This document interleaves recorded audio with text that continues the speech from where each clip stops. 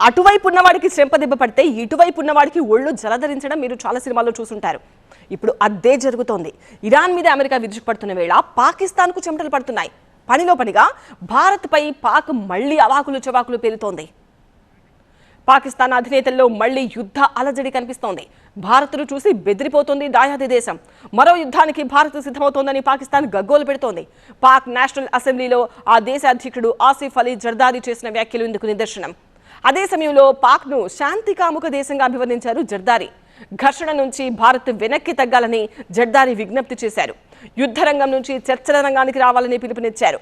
ప్రాంతీయ భద్రతకు సుస్థిరతకు చర్చలే మార్గమని జర్దారీ చెబుతున్నారు. భారత్ పేరెత్తకపోతే పాకిస్తానీ నేతలకు నిద్ర పట్టదు. భారత్ను బూచిగా చూపి రాజకీయంగా పబ్బం గడుపుకోవాలని పాకిస్తాన్ నాయకులు భావిస్తుంటారు.